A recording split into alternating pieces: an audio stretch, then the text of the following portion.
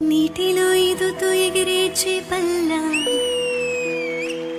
గంతులో వేసే మనసు ఎందుకు నీ కోసం